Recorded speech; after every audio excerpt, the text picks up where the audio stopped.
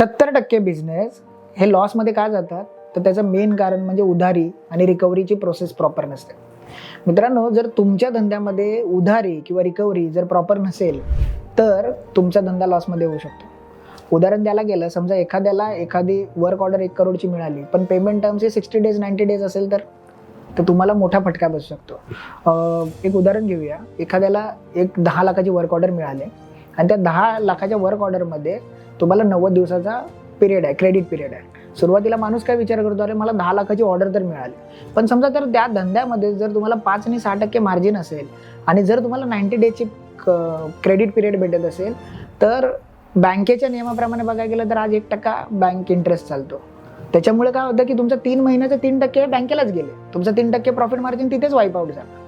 मग तुम्हाला बघायला लागेल की क्रेडिट पिरियड हा किती दिवसाचा असला पाहिजे. ॲव्हरेज क्रेडिट पिरियड हा 30 दिवसांपेक्षा जास्त असेल तर तुम्हाला त्या धंद्यामध्ये यश नाही भेटणार. तुमची रिकव्हरी प्रॉपर असेल तरच तुम्ही त्या धंद्यामध्ये चांगल्या पद्धतीने जाऊ शकाल. आज बरेचसे आउटलेट्स मार्केटमध्ये येतात, जसे KFC म्हणा, मॅकडॉनल्ड म्हणा, हे ॲडव्हान्स पेमेंटवरती का काम करतात? तुम्ही पहिला पैसे द्या, नंतर तुम्हाला प्रोडक्ट भेटेल.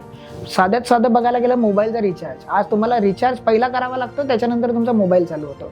त्यामुळे एखादा धंदा पुढे जायचं मेन कारण म्हणजे त्याची रिकव्हरी प्रॉपर ठेवा, क्रेडिट पिरियड कमी ठेवा, तुमचा धंदा चांगल्या पद्धतीने ग्रो होईल.